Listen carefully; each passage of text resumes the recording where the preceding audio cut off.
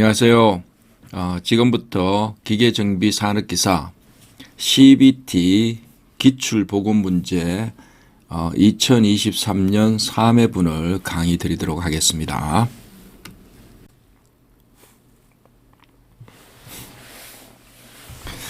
자, 1번 문제를 보면은 자, 오리피스 유량계는 어떤 정리를 이용한 것인가? 우선 오리피스 유량계가 어떤 건지에 대해서 아실 필요가 있습니다. 오리피스라고 하면은 어떻게 보면은 여기에 단면적이 서로 다른 걸 이용하는 거죠. 즉 예를 들어서 단면적이 큰 거하고 작은 경우 이렇게 같은 유량이 지나감으로 인해서 이게 속도가 빨라집니다. 속도가 빨라지면은 여기에 걸리는 압력이 낮아지죠. 여기에는 단면적이 큰 데는 크고 그래서 이걸 차압식 유량계라고 이야기하기도 합니다. 그래서 요거는 절대적으로 이런 형태의 유량을 측정하는 계측기이기 때문에 요거는 베르누이 정리를 이용합니다. 베르누이 정리는 뭐냐 하면은 베르누이는 1738년 스위스 수학자입니다. 베르누이가 처음으로 유도한 것인데, 자, 운동하고 있는 유체의 역학적 총에너지는 즉 유체의 압력에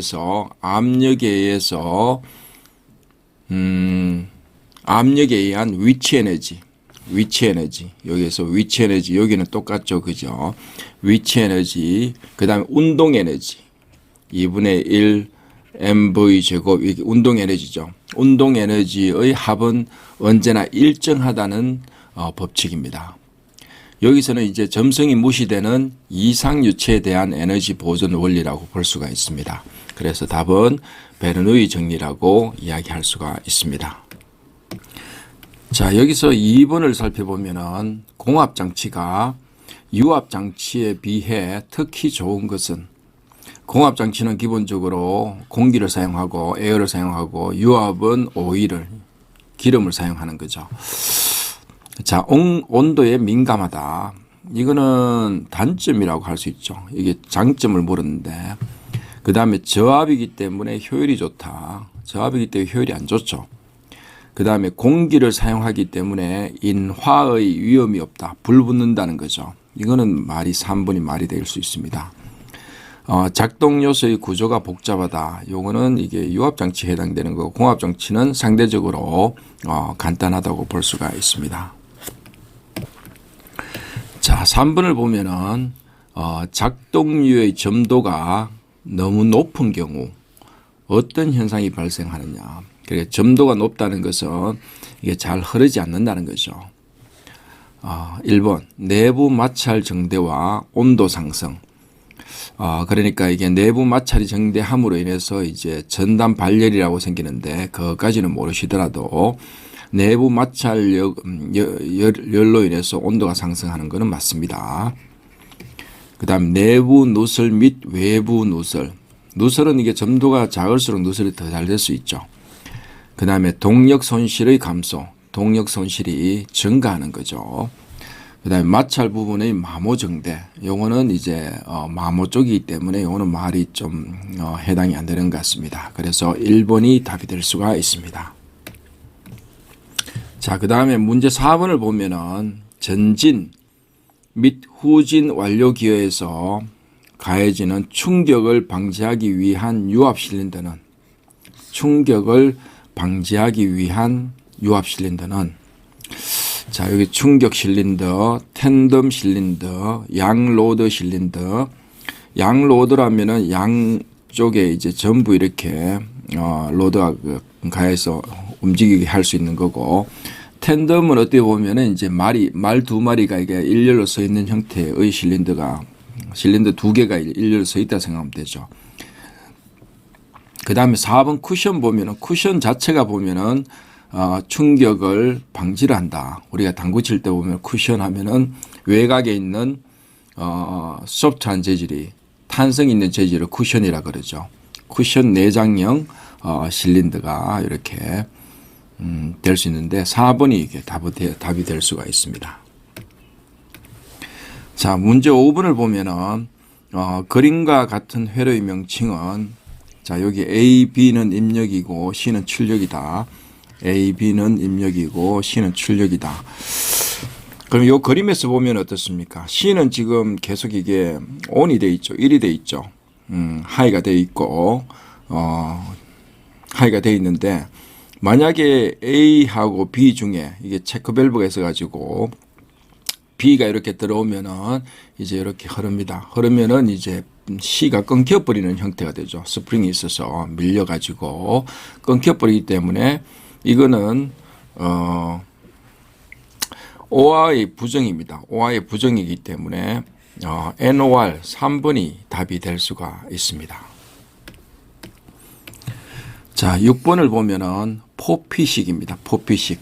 이게 만약에 포핏이라 보면은 여러 가지 형태가 있지만은 방향 전환 밸브의 장점으로 맞는 것은 자, 1번 밸브의 이동 거리가 짧다, 길다, 이건 짧다고 볼 수가 있습니다. 밸브의 내부 누설이 작다, 이게 맞습니다. 지금 배합에서 밸브의 밀착이 완전하기 때문에 밸브의 내부 누설이 적다, 맞습니다. 밸브의 추력을 평형시키기 적당하다. 이거는 적당하지 않습니다. 조작의 자동화가 쉽다. 자동화가 까다롭습니다. 자, 이제 7번 문제를 살펴보면은 비교적 큰 먼지를 제거할 목적으로 큰 먼지입니다. 큰 이물질을 제거할 목적으로 사용되는 기기로 유압 회로에서 펌프의 흡입관로입니다. 흡입관로에 사용되는 것은 무엇입니까? 탱크, 스트레이너, 필터, 어큐뮬레이터.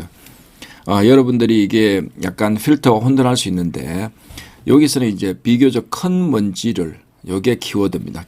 큰 먼지를 흡입관로에 설치한다 그래서 이거는 스트레이너입니다. 스트레이너가 답이 될 수 있고 자, 그림을 보면은 이러한 형태로 될 수가 있습니다. 요걸 거쳐서 이렇게 나가는 형태입니다.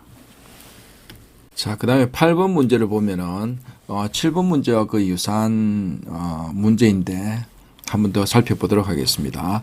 공기 압축기의 흡입 관로에 설치하는 스트레이너의 설치 목적으로 옳은 것은 자, 스트레이너는 기본적으로 이제 좀 큰 먼지라든지 큰 이물질을 걸러내는 거라고 말씀을 드렸습니다.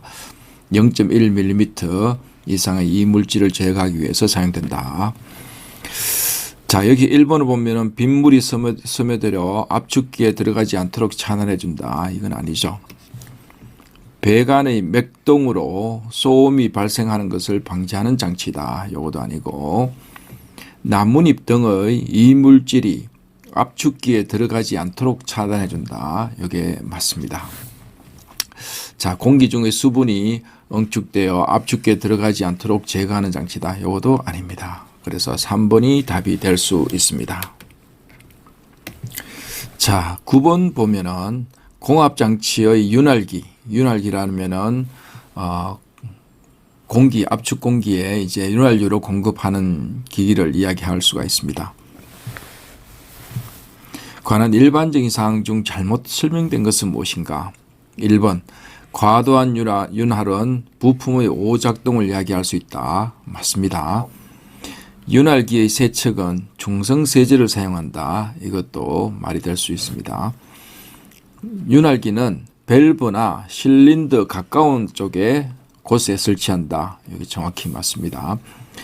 윤활기의 원리는 파스칼의 법칙을 응용한 것이다. 이건 아니죠. 벤츄리 원리를 응용한 것이라고 볼 수가 있습니다. 그래서 답은 4번이 될 수 있습니다. 자, 10번 문제를 보면은 언밸런스하고 미스얼라이먼트 이게 충렬 불량이 많이 시험에 나오는데 미스얼라이먼트의 주요 발생 원인이 아닌 것은 1번 윤활유 불량. 윤활유 불량은 직접적인 원인이 아닐 수가 있습니다.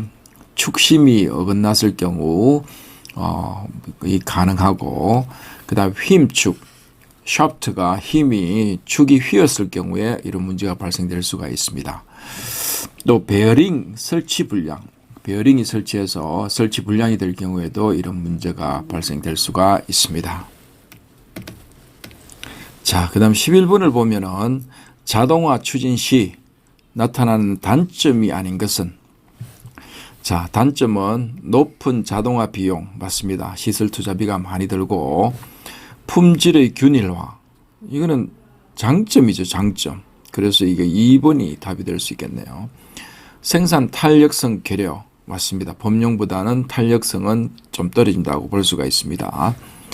보수 유지 등의 높은 기술 수준 요구. 그래서 자동화 시스템에 대해서 잘 아는 메인티넌스 엔지니어가 필요하기 때문에 높은 기술 수준을 요구합니다. 자, 12번 개회로 오픈 루프와 그 다음 폐회로 클로즈드 루프 제어에 대한 설명으로 틀린 것은, 자, 1번 보면은 개회로 제어는 외란의 영향을 무시 맞습니다. 제어계의 출력을 유지한다 맞고, 2번은 외란의 영향에 대응하는 제어가 폐회로 제어이다 맞습니다. 외란에 따라서 출력값이 달라지는 것을 비교기에서 이제 계속 비교를 해서 대응을 합니다. 3번 개회로 제어는 센서를 통해 출력을 연속적으로 감시한다. 요거는 폐회로라고 볼 수 있죠. 폐회로를 이야기하고 있습니다. 4번 폐회로 제어는 개회로 제어에 비해 설치에 많은 비용이 소요된다. 이게 맞습니다. 그래서 3번이 답이 될 수가 있습니다. 자, 13번 문제를 보면은 다음 중 능동 센서가 아닌 것은, 이게 수동 센서가 있고 패시브 센서가 있고 능동 센서, 액티브 센서가 있습니다. 능동 센서라는 것은 기본적으로 외부로부터 전원을 공급을 받아서 이제 작동하는 센서라고 보면 됩니다. 그런 입장에서 보면은 이제 스러미스트 맞습니다. 그다음 초곤 저항체 맞습니다. 포토 다이오드, 요거는 아닙니다. 포토 다이오드. 그다음에 스트레인 게이지, 요것도 외부에서 전원이 공급돼야 됩니다. 그래서 포토 다이오드 3번이 답이 될 수가 있습니다. 자, 그다음 14번을 보면은 다음 기호의 명칭으로 옳은 것은, 자, 여기에 보면은 이제 여기 공합은 이렇게 빈 것이고 유압은 꽉 찬 걸 이야기하죠. 여하튼 여기서 보면은 어떻습니까? 요 기호로 보면은 여기에 이 방향으로 움직일 수도 있고 이 방향으로 움직일 수 있습니다. 그때 이 방향으로 움직일 때는 이게 모터가 되고 여기에 펌프가 되고, 그 다음에 이 방향으로 할 때는 이쪽이 모터가 되고 펌프가 되는, 그래서 이 방향 유동이 가능한 펌프 모터가 될 수 있고, 그 다음에 이 화살표는 양쪽에 화살표가 되어 있기 때문에 두 방향 회전형이라고 볼 수가 있습니다. 그 다음에 여기 가변 용량형이라 되는데, 가변 용량형은 화살표가 있어야 되는데 여기는 화살표가 없기 때문에 정용량형 펌프 모터가 요 기호가 될 수가 있습니다. 자, 그 다음에 15번을 보면은 압력을 A, B라 하고 출력을 실할 때 다음 진리표를 충족시키는 회로는 무엇인가? 자, 여기 OR 회로를 만들어 보면은 00일 때는 뭡니까? 0이고 1이고, 그 다음에 10일 때는 1, 11일 때는 1이 OR인데, 요거하고 이제 정반대기 때문에 요거는 not OR 해가지고 이제 NOR 회로가 될 수가 있습니다. 자, 16번 초음파 센서의 특징으로 틀린 것은, 초음파 센서의 특징을 물어보는 문제입니다. 비교적 검출 거리가 길다 맞습니다. 투명체도 검출할 수 있다 맞습니다. 먼지나 분진, 연기에 둔감합니다. 영향을 잘 받지가 않습니다. 그리고 특정 형상, 재질, 색깔은 검출할 수 없다 했는데 검출할 수 있습니다. 검출할 수 있기 때문에 4번이 답이 될 수가 있습니다. 자, 그 다음 17번. 다음 중 각도, 회전 각도의 검출용 센서로 사용되는 센서가 아닌 것은 요 각도가 나오는 걸 하나 이렇게 기억을 하시기 바랍니다. 싱크로 맞습니다. 그 다음 resolve 혹은 resolve 맞습니다. 리드 스위치 요거는 아니고 그 다음에 포텐시오미터 요거 맞습니다. 그래서 싱크로, resolve, 포텐시오미터 요 세 개를 기억해 두시면은 문제를 쉽게 맞출 수가 있습니다. 자, 18번에 보면은 설비 효율화를 저해하는 가장 큰 로스는 무엇인가? 여기서 고장 로스, 조정 로스, 일시 정체 로스, 초기 수율 로스가 있는데, 자, 요 2, 3, 4번 같은 경우에는 이제 어느 정도 일시적으로 좀 짧은 시간에 이제 로스가 생기는데, 고장 로스 같은 경우에는 이제 장시간이 걸릴 수 있기 때문에 설비의 효율화 측면에서 보면은 가장 저해하는 로스라고 볼 수가 있습니다. 자, 그 다음 19번. 가공 및 조립형 설비의 6대 로스에 속하지 않는 것은 1번 고장 로스 맞고, 속도 저하 로스 맞습니다. 순간 정지 로스 맞고, 계획 정지 로스 요거는 해당되지 않습니다. 참고로 해설에 보면은 6대 로스에는 고장 로스, 준비 조정 로스, 순간 정지, 공전 로스, 속도 저하 로스, 불량 수리 로스, 초기 수율 로스가 포함됩니다. 자, 그 다음 20번 문제 같은 경우에는 만성 로스의 대책으로 거리가 먼 것은, 자, 현상 해석을 철저히 한다. 요 맞습니다. 그 다음에 로스의 발생량을 정확하게 측정한다. 발생량을 정확하게 측정하는 게 요거는 이제 거리가 좀 멉니다. 대책으로. 관리해야 할 요인계를 철저히 검토한다. 맞습니다. 요인 중에 숨어 있는 결함을 표면으로 끌어낸다. 요거 맞습니다. 이게 로스의 발생량을 정확하게 측정한다는 것은 이거는 이제 로스가 발생한 후를 이제 따지기 때문에 2번이 답이 아닙니다. 자, 2번 21번을 보면은 설비 진단 기법 중 진동 분석법으로 알 수 없는 것은,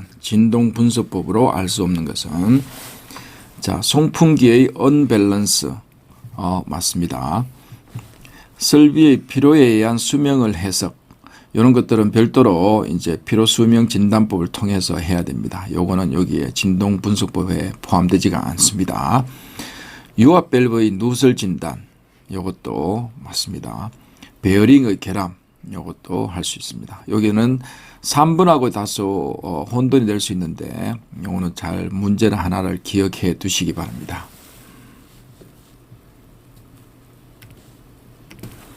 자, 그 다음에 22번을 보면은 진동 시스템에서 질량 M은 그대로 두고 강성을 K를 증가시키면은 고유 지파수는 어떻게 되는가? 요거는 여러분들이 고유 지파수 식을 하나 기억하고 있으면은 편리합니다. 질량 분의 강성 K입니다. 그러면은 여기 고유 주파수가 증가한다. 그러면은 강성이 증가한다는 것은, 강성이 증가하면은 고유 주파수는 이렇게 증가하는 게 비례관계식이 여기에 맞습니다. 그래서 답은 1번이 될 수가 있습니다. 자, 그 다음에 23번 보면은 PM. 여기는 preventive maintenance가 아니고 여기는 phenomena mechanism이라고, 여기는 현상의 메커니즘을 분석하는 겁니다. 분석하는 단계별 내용에 해당하지 않는 것은 1번 현상을 명확히 한다. 이거 맞습니다. 조사 방법을 검토한다. 그렇죠. 현상을 검토하는 거 조사 방법. 이상한 점을 발견한다. 맞습니다. 최적 조건을 파악한다. 요거는 여기에 속하지가 않습니다.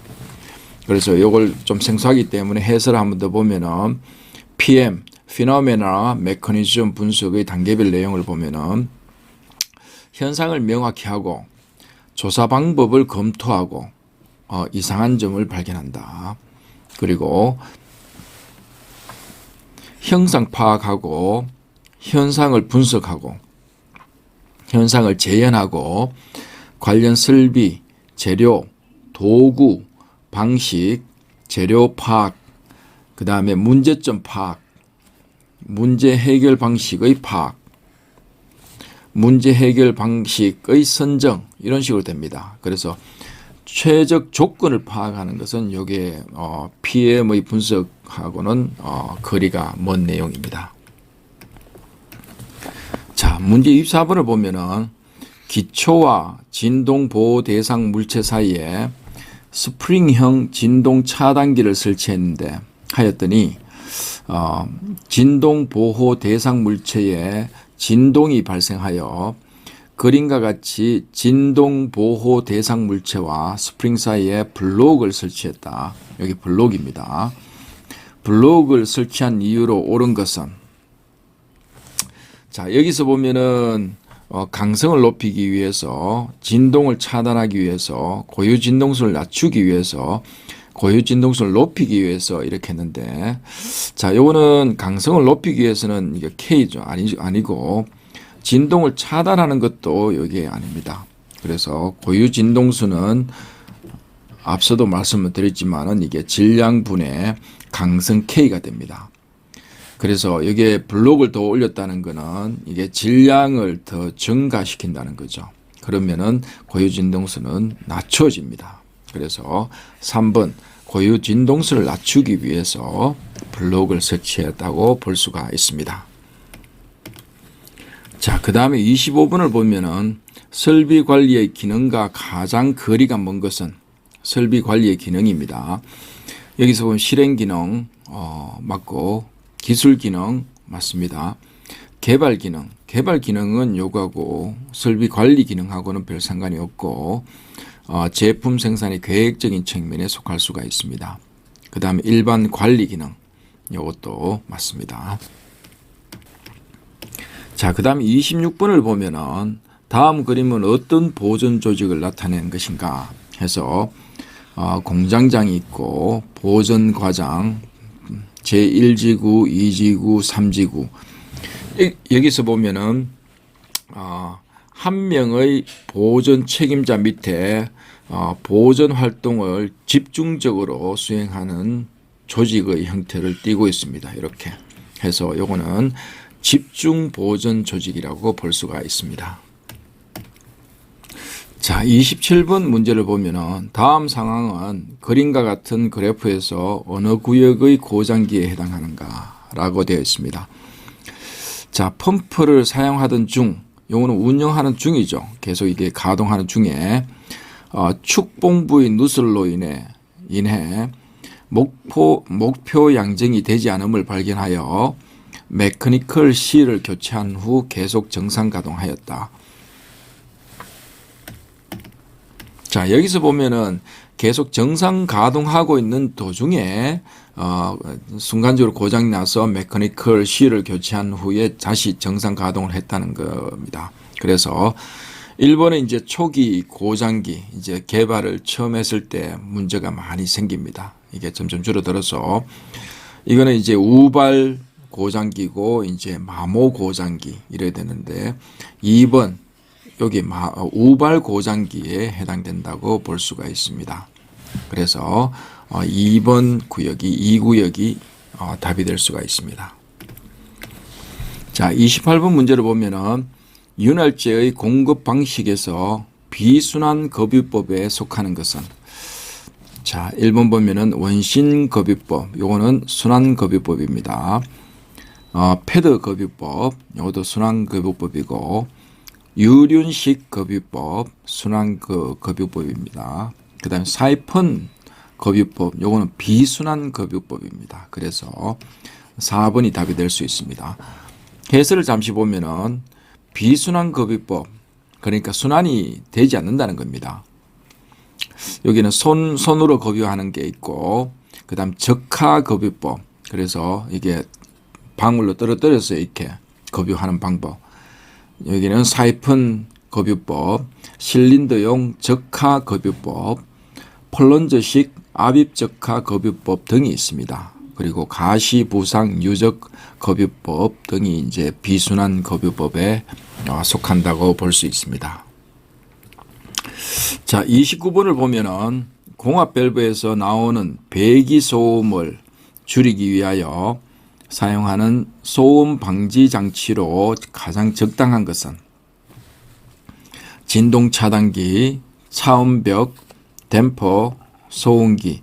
이건 소음기라고 볼 수가 있죠.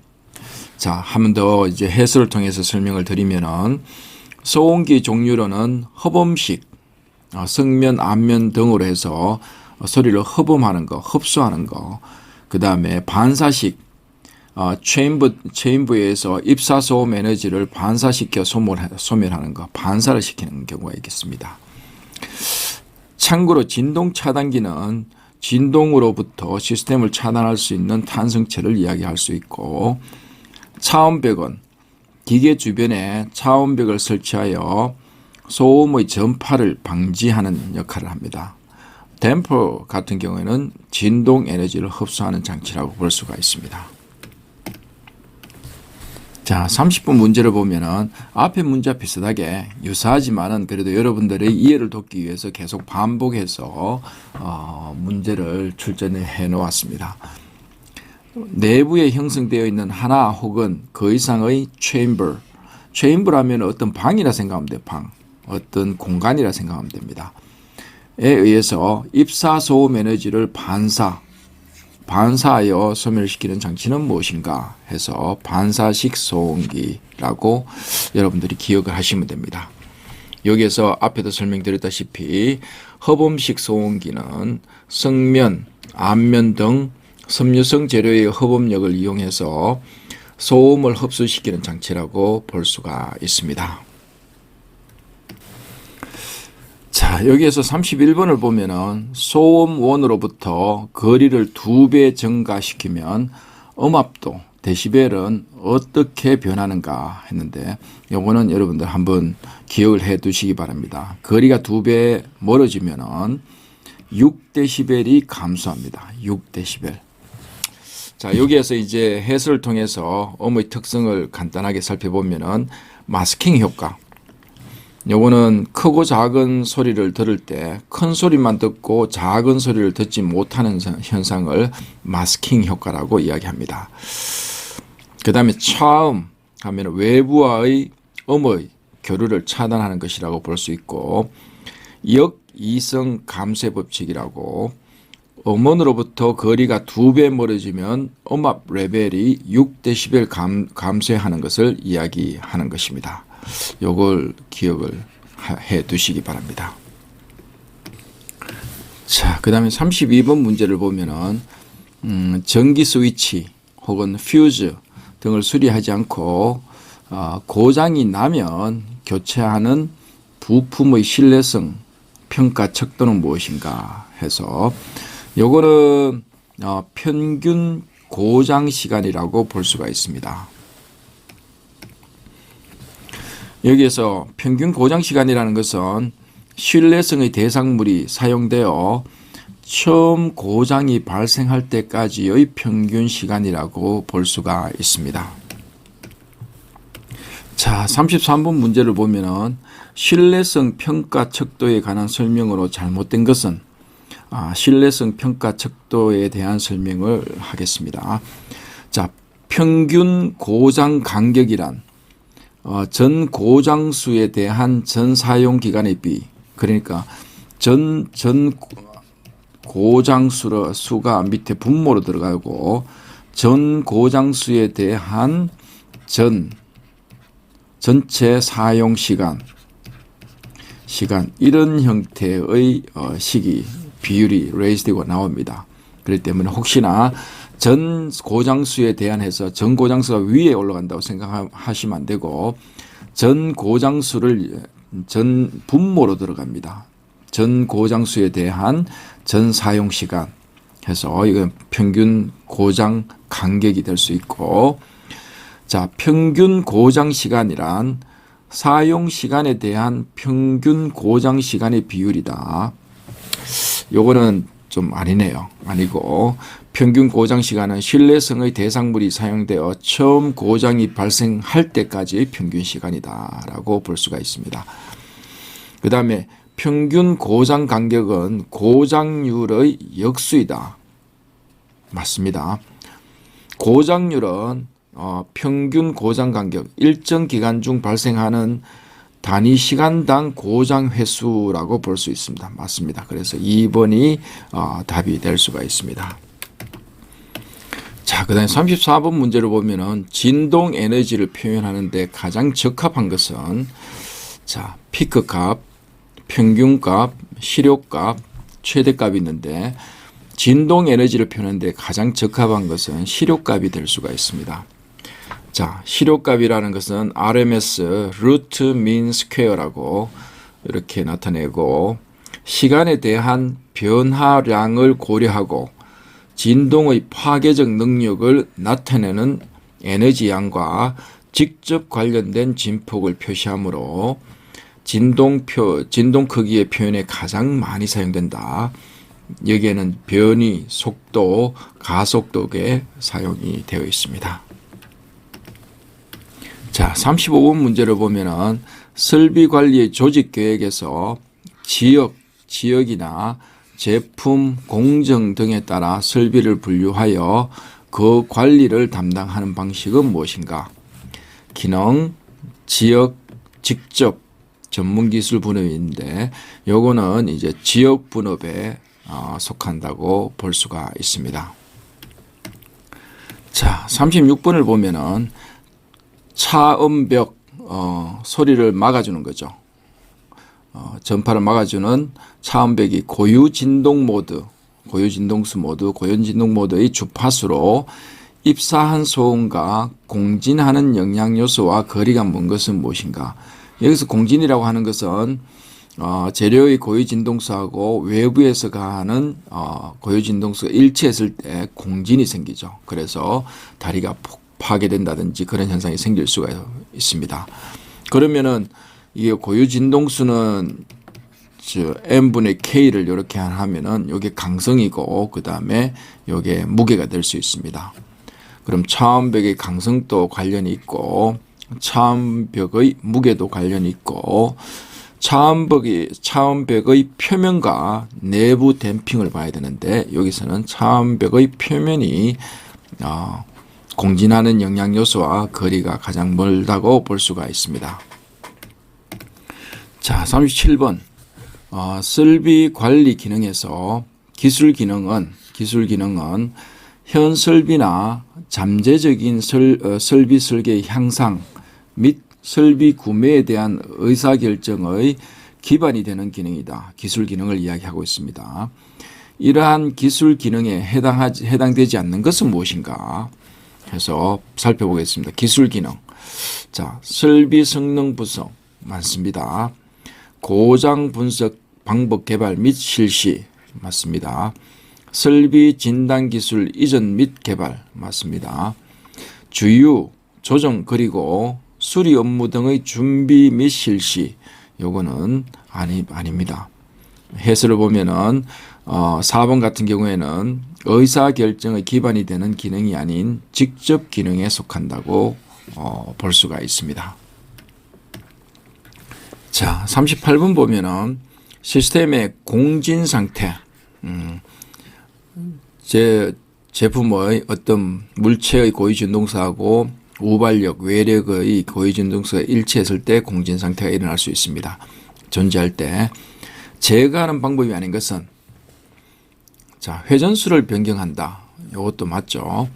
기계의 강성과 질량을 변경한다. 항상 늘 적지만은 M분의 K 질량하고 강성 고유진동수입니다. 그리고 고유진동수와 일치한 주파수와 강제 진동을 가한다. 이거는 공진을 일으키는 요소죠. 3번이 답이 3번이 제거하는 방법이 아닙니다. 그 다음에 우발력을 없앤다. 외력을 없앤다는 거죠. 그래서 3번이 답이 될 수가 있습니다. 자, 여기서 39번 음의 전파 중 장애물 뒤쪽으로 음이 전파되는 현상은 무엇인가? 이거는 음의 회절이라고 볼 수가 있습니다. 회절은 여기 장애물 뒤쪽으로 이게 이렇게 전파되는 형태를 현상을 이제 회절이라고 볼 수가 있습니다. 자, 여기 40번 정현파 진동에서 진동의 상한 높은 곳과 하한 가장 낮은 곳의 거리를 무엇이라고 하는가? 이것은 변이라고 할 수 있습니다. 자, 41번을 보면은 0.1 헨리 하면은 요거는 인덕턴스를 나타내죠. 유도성 인덕턴스라고 볼 수 있습니다. 인덕턴스 0.1 헨리 코일에 60Hz 200V인 교류 전압을 인가하면 유도 리액턴스는 약 몇 오음인가? 유도 리액턴스입니다. 여기에서 이제 여러분들이 이제 식을 기억해야 될 게 주로 시험 나오는 게 유도성 리액턴스하고 그 다음에 용량성 리액턴스가 있습니다. 요 식을 이렇게 간단한 식을 하나 외우면은 유도성 리액턴스는 2파이 그 다음에 주파수 그 다음에 인덕턴스고 그 다음에 이제 용량성은 2파이 FC 요게 이제 콘덴서 정전 용량입니다. 요게 페럿이라고 요게 이게 분의 1을 하면은 이게 용량성이 되고 그 다음에 유도성은 요 식에 의해서 여러분들 2파이 요것만 외우면 될 것 같습니다. 그래서 이제 주파수 60Hz 그리고 0.1 헨리를 곱하면은 37.75ohm이 이렇게 답이 나오게 되겠습니다. 자, 42번 유도 전동기를 기동할 때 필요한 조건은 기동 토크를 크게 할 것. 요게 맞네요. 그럼 1번이 됩니다. 왜 그러냐면은 유도 전동기를 기동할 때 기동 토크를 크게 해야 쉽게 기동할 수 있다. 쉽게 기동할 수가 있습니다. 자, 43번 문제를 풀어보면은 이 문제는 문제 자체를 하나 기억을 하시기 바랍니다. 일정한 환경 조건 하에서 측정량이 일정함에도 불구하고 정기적인 정폭기를 갖는 계측기의 지시가 시간과 함께 계속적으로 느슨하게 변화하는 현상은 그래서 이거 드리프트라고 이야기를 합니다. 요거는 문제를 하나 기억을 하시기 바랍니다. 자, 44번 문제. 요것도 문제를 하나 기억해 두는 게 편리합니다. 어떤 제어계의 응답이 지수 함수적으로 증가하고 일정 값이 되었다면 이 제어계는 어떤 요소인가 라고 되어 있습니다. 요거는 1차 지연 요소라고 볼 수가 있습니다.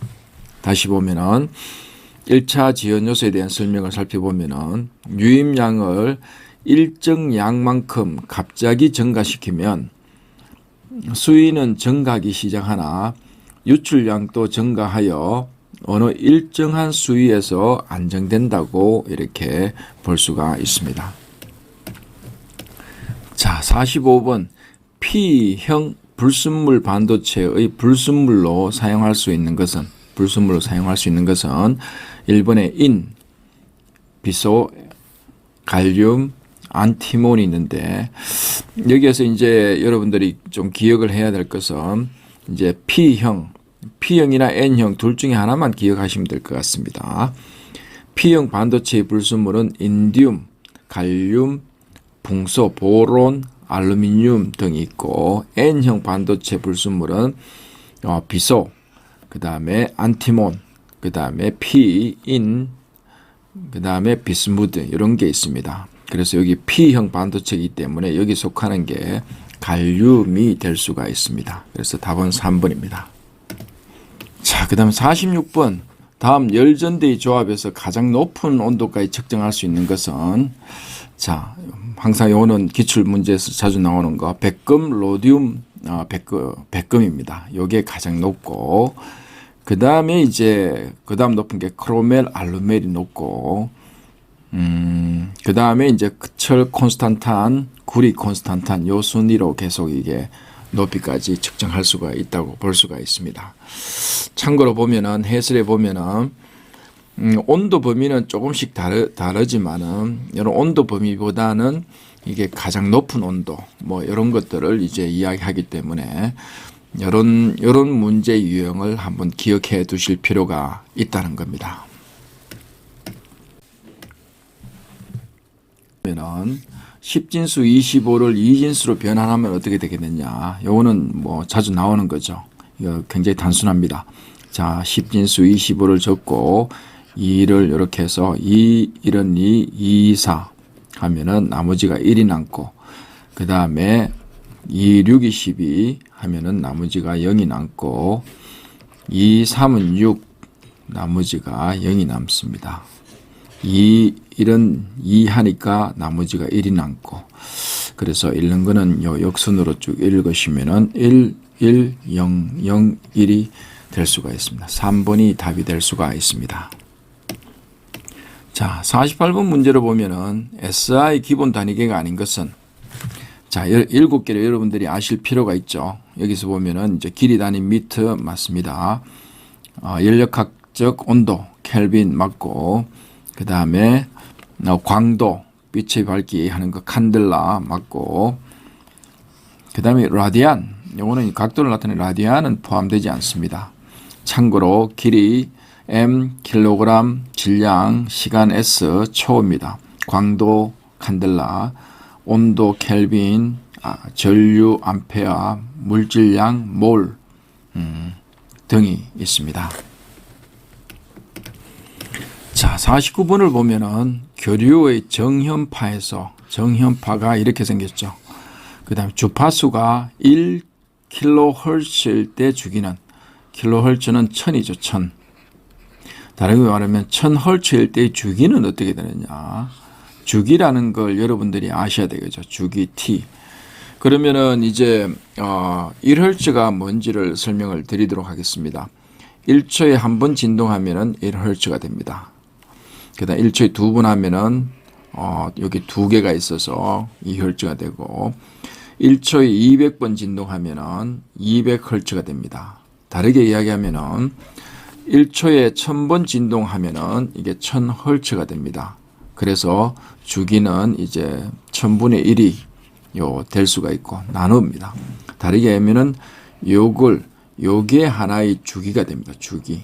그렇기 때문에 1000kHz, 1kHz, 1000Hz 같으면은 1 나누기 1000을 하면은 0.001 초가 되고 요걸 이제 밀리세컨드로 나누면은 1밀리세컨드가 되죠. 그러니까 여러분들이 요 밀리세컨드 요는 단위도 좀 알아야 됩니다. 마이크로라면은 10의 마이너스 6성이고 나노라면은 10의 마이너스 9성이 되죠. 피코라면 10의 마이너스 12성 되듯이 요거는 밀리는 10의 마이너스 3성이 되죠. 그렇기 때문에 0.001 초, 1 밀리세컨드 똑같은 말이 될 수가 있습니다. 자, 50번 문제를 살펴보도록 하겠습니다. 그림과 같은 회로에서 각각의 계기가 100V, 전압 100V, 전류 5A를 지시할 때 RS의 소비 전력은 몇 킬로와트인가?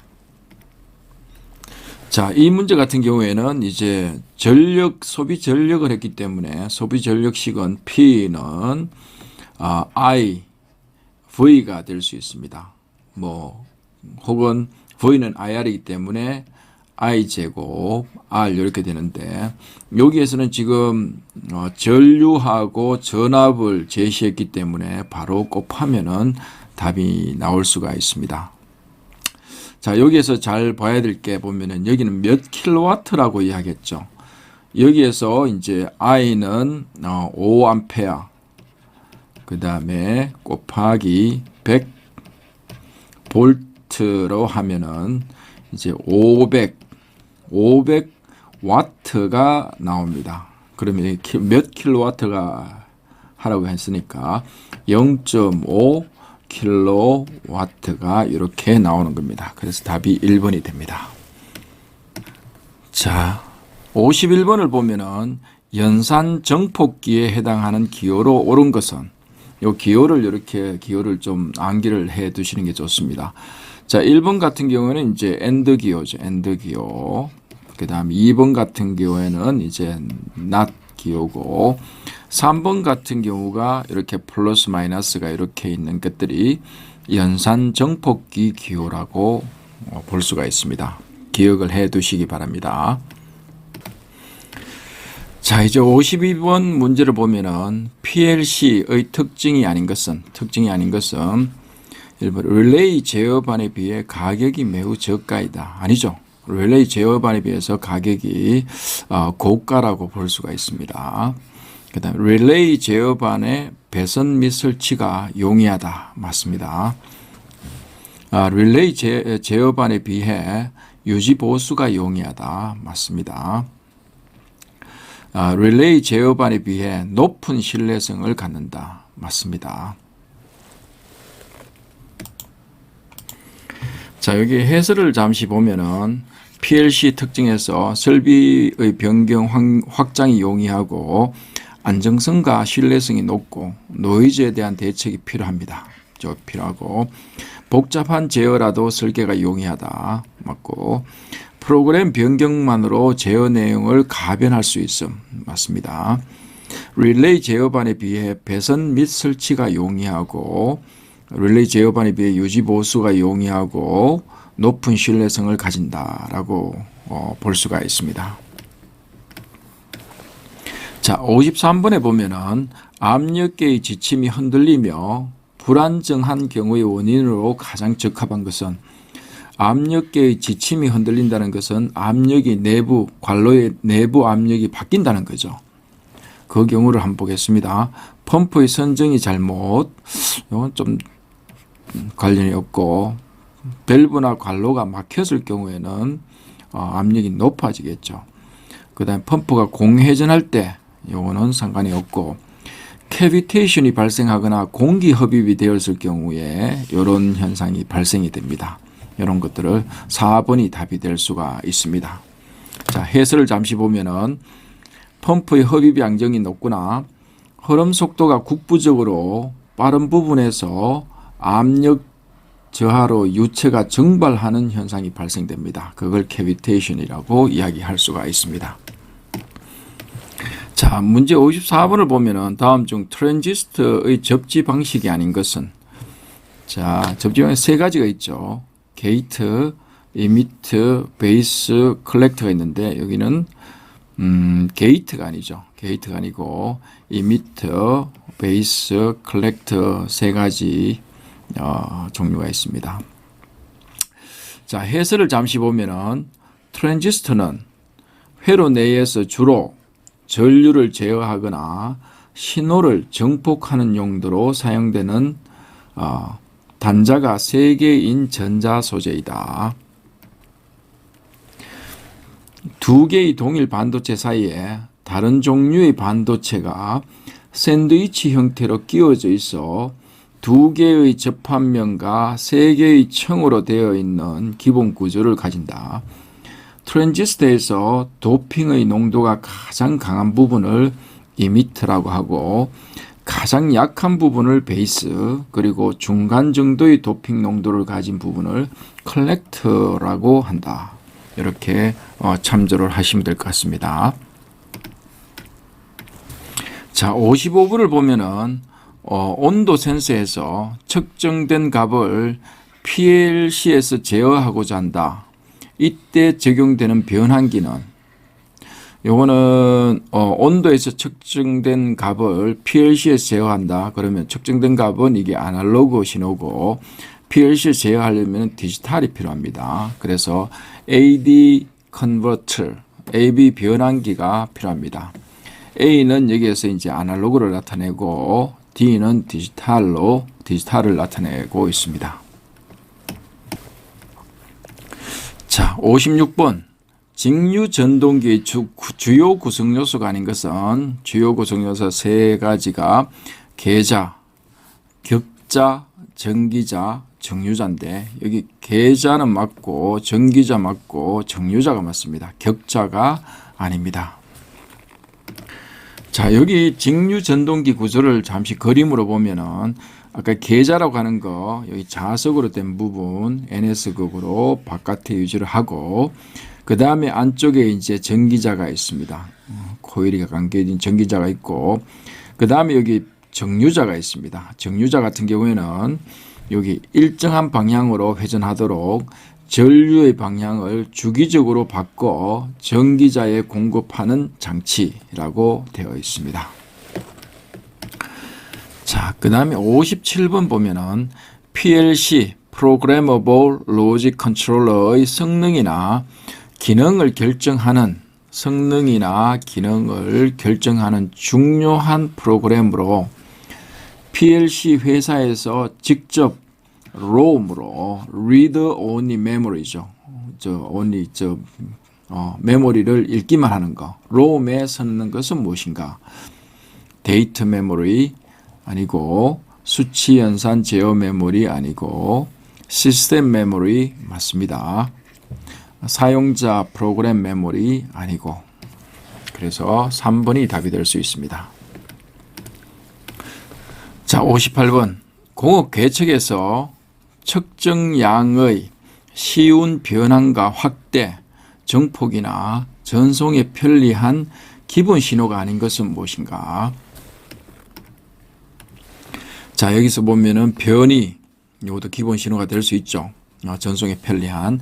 그 다음 전압, 이것도 기본 신호가 될 수 있고, 압력도 맞습니다. 주파수, 요거는 기본 신호가 아닙니다. 그래서 1, 2, 3번이 될 수가 있습니다. 자, 59번 문제. 요거는 이 문제 자체를 통으로 기억해 주는 것도 좋을 것 같습니다. 자, 입력 임피던스가 높고 100kHz 정도의 고속 스위칭이 가능하며 대전류의 출력 특성을 고루 갖추고 있는 사이리스트입니다. 사이리스트의 대체 소자로서 범용 인버터, 스위칭 모드 전원 장치, 무정전 전원 장치 등의 대폭적인 성능 개선에 기여한 전력 제어용 반도체 소자는 무엇인가?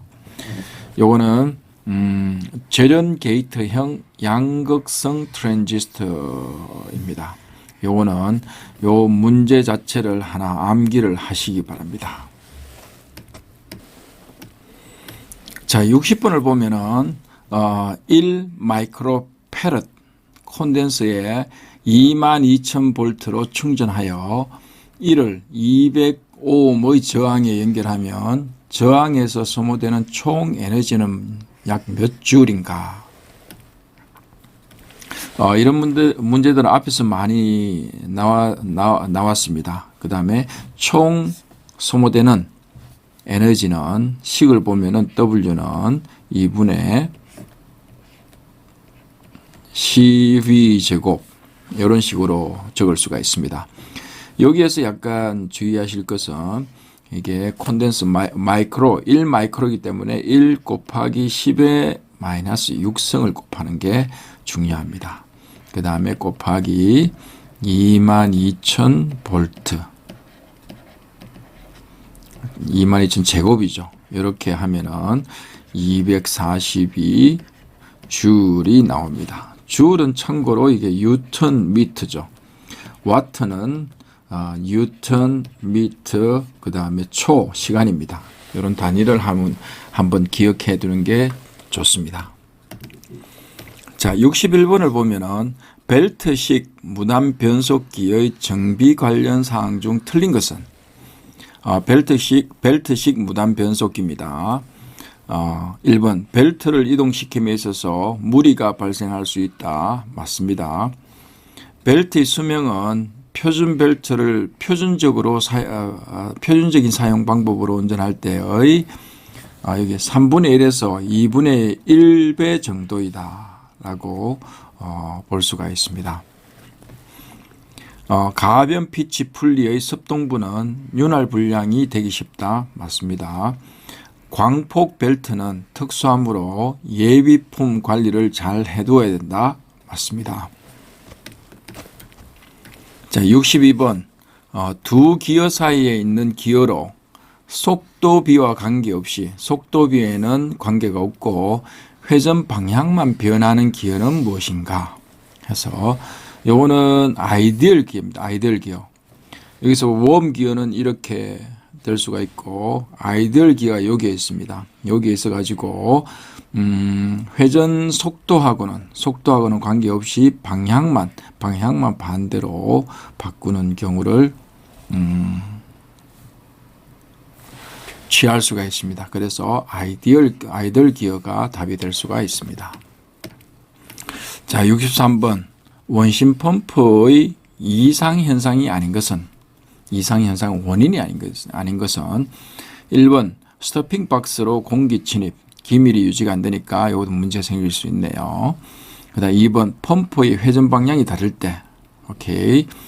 패킹과 주축 간의 과도한 틈새가 있을 때 이상이 생길 수 있고, 펌프 내 공기 빼기를 하였을 때, 요거는 펌프 내 공기 빼기를 해주는 게 좋죠. 요거는 이제 4번은 이상현상 원인과는 관계가 뭡니다. 자, 64번. 애기 측정 장치로서 원리와 구조가 간단하며 고온 및 고압에도 사용할 수 있어 공업용으로 많이 쓰는 직접식 애기견은 액체의 어떤 레벨을 확인하는 계측기죠.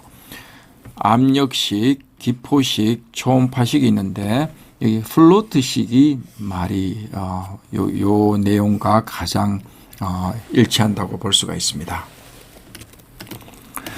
자, 65번. 무동력 펌프라고도 하며 비교적 저낙차의 물을 긴 관으로 이끌어 그 관성작용을 이용하여 일부분의 물을 원래의 높이보다 높은 곳으로 수송하는 양수기는, 여기 보면은 무동력 펌프하고 그 다음에 비교적 저낙차의 물을 긴 관으로 끌어서 그 관성작용, 이런 키워드를 보면은 요거는 이제 수격 펌프라고 볼 수가 있습니다. 자, 수격 펌프라고 하는 것은 높은 곳에서, 수경 펌프는 높은 곳에서 원형 간속을 흘러 떨어지는 물의 에너지만을 이용하여 그 물의 일부를 보다 높은 곳으로 양수하는 펌프가 될 수 있습니다. 자, 66번 문제를 보면은 측정량과 일정한 관계가 있는 몇 개의 양을 측정하고, 이로부터 계산에 의하여 측정값을 유도해내는 측정 방법은 무엇인가? 직접 측정, 간접 측정, 비교 측정, 절대 측정이 있는데 간접 측정이 될 수가 있습니다. 자, 여기에 해설을 잠시 보면은 직접 측정은 측정 대상물을 직접 측정하는 방법이고, 간접 측정은 사인바, 삼침법 등 계산이 수반되는 걸 이야기할 수가 있습니다. 비교 측정은 표준 게이지와 비교하여 측정기 값의 차이를 잃는 것을 말하고, 한계 측정은, 기준 측정은 최대 허용 치수와 최소 허용 치수 두 허용 한계 치수를 정하여 합격과 불합격 판정하는 측정을 이야기합니다. 여기에 블록 게이지하고 한계 게이지 등이 있을 수 있습니다. 자, 67번. 너트의 풀림 방지용으로 사용되는 와셔로 적절하지 않는 것은, 풀림 방지용 너트입니다. 그러면 사각 와셔, 요거는 아니고, 풀림 방지용으로 사용하는 와셔로는 스프링 와셔 맞습니다. 이부치 와셔 맞습니다. 협부치 와셔 맞습니다. 자, 68번. 펌프의 부식 작용 요소로 맞지 않는 것은, 펌프의 부식입니다. 부식. 자, 온도가 높을수록 부식되기 쉽다. 맞습니다. 금속 표면이 거칠수록 부식되기 쉽다. 맞습니다. 유체 내의 산소량이 적을수록 부식되기 쉽다. 이건 아니죠. 많을수록 부식되기 쉽습니다. 재료가 응력을 받고 있는 부분은 부식되기 쉽다. 이것도 맞습니다. 그래서 3번이 부식작용 요소로 맞지가 않습니다. 자, 여기 69번은 두 축이 서로 평행한 기어는, 두 축이 서로 평행한 기어라는 거죠. 축이 서로 이렇게 평행하다. 평행한 기어는 베벨 기어. 베벨 기어는 서로 직각이죠. 이렇게. 이런 형태로 해서 직각이 될 수 있고, 헬리컬 기어가 평행한 게 맞습니다. 헬리컬 베벨 기어도 같은 형태로 있고, 스파이럴 베벨 기어도 같은 형태라고 볼 수가 있습니다. 자, 70번 관위험입니다. 파이프 조인트입니다. 파이프 조인트의 종류가 아닌 것은 나사이염, 신축이염, 수막이염, 플랜지염이 있는데, 여기서 수막이염은 이게 아닙니다. 전혀 상관이 없는 말입니다. 자, 71번 유효 흡입수두를 필요 흡입수두보다 크게 하고 펌프의 설치 위치를 되도록 낮게 하고 흡입 양정을 작게 하여 흡입판은 짧게 펌프의 회전수를 낮게 하고 양흡입형 펌프로 사용하려고 한다. 이는 무엇을 방지하기 위한 대책인가? 요 내용을 하나 암기를 하시기 바랍니다. 요거는 캐비테이션 현상을 방지하기 위한 대책입니다. 자, 72번 다음 중 직접 측정의 장점이 아닌 것은 제품 치수가 고르지 못한 것을 계산하지 않고 알 수 있다. 계산하지 않고 알 수 있는 것은 맞는데 제품 치수가 고르지 못한 것은 이게 측정하기 좀 곤란합니다. 또 양이 적고 종류가 많은 제품을 측정하기에 적합하다. 맞습니다. 측정물의 실제 치수를 직접 잴 수 있다. 맞고 측정 범위가 다른 측정 방법보다 넓다. 맞습니다. 자, 73번 다음 중 V벨트의 특징이 아닌 것은, V벨트의 특징이 아닌 것은, 자, 벨트가 잘 벗겨진다. 아니죠. 잘 벗기지 않습니다. 홈에 들어가 있기 때문에 고속 운전을 시킬 수 있다. 맞습니다. 미끄럼이 적고 속도비가 크다. 이것도 맞습니다. 이음이 없어 전체가 균일한 강도를 갖는다. 이음새가 없죠. 이건 맞습니다. 자, 74번 원주면에 홈이 있는 원판상 회전체를 케이싱 속에서 회전시키고 이것에 접촉하는 액체를 유체 마찰에 의한 압력 에너지를 주어 송출하는 펌프는, 요거는 요 자체를 하나 기억을 하시기 바랍니다. 요거는 이제 마찰 펌프가 될 수가 있습니다. 마찰 펌프가 답입니다. 자, 75번을 보면은 밸브의 무게와 양면에 작용하는 압력차로 작동하여 유체의 역류를 방지하는 밸브, 유체의 역류를 방지한다는 겁니다. 한 방향으로만 흐르게 한다는 것이죠. 그렇게 해서 감압 밸브, 게이트 밸브, 다이어프램 밸브, 체크 밸브가 답이 될 수가 있습니다. 요 그림에서 보면은 한 방향으로 흐르고 이 방향에 올 때는 이게 자중의 어떤 무게에서 혹은 유체의 압력에 의해서 닫혀가지고 흐르지 못하게 하는 경우입니다. 이걸 체크 밸브라고 합니다. 자, 76번 기어의 언더컷 방지에 대한 설명으로 틀린 것은, 자, 언더컷 방지는 1번 이 높이를 높게 제작한다. 아니죠. 이 높이를 줄여야 됩니다. 줄여야 되고, 그래서 1번이 답이고, 압력각을 증가한다. 맞습니다. 한계 이수 이상으로 제작한다. 오케이. 전위 기어를 만들어 사용한다. 이게 말이 됩니다. 그래서 1번 답이 되겠습니다. 자, 77번. 압축기에 부착된 밸브의 조립에 관한 사항으로 틀린 것은, 압축기에 부착된 밸브의 조립에 관한 사항으로 틀린 것은 밸브 홀드 볼트, 밸브를 잡고 있는 볼트는 각각 서로 다른 토크로 잠근다. 이건 아니죠. 동일한 토크로 잠그는 게 좋습니다. 밸브 컴플리트는 실린더 밸브 홀에 부착한다. 맞습니다. 실린더 밸브 홈의 시트 패킹의 오물을 청소한 후에 조립한다. 맞습니다. 시트 패킹을 물고 있지는 않은가 밸브를 좌우로 회전시켜 확인한다. 맞습니다. 그래서 1번이 답이 될 수가 있습니다. 자, 78번. 입력축과 출력축에 드라이브 콘을 설치하여 하고 그 바깥 가장자리에 강구를 접촉시켜 변속하는 변속기는 무엇인가? 요거는 요 문제 자체를 암기하시기 바랍니다. 요거는 컵 무단 변속기입니다. 자, 79번. 간단한 형상의 경향 베인을 사용하고 토출 압력이 50에서 250mm 수원인 원심형 통풍기는 뭐냐? 원심형 통풍기는 요거는 이제 플레이트 펜입니다. 플레이트 펜. 자, 80번. 변속기를 분해할 때 유의사항이 아닌 것은 분해 전 취급 설명서 등을 확인한다. 당연하죠. 그 다음 스프링은 분해 전용 공구를 사용한다. 맞습니다. 무리한 힘을 가하지 않는다. 맞습니다.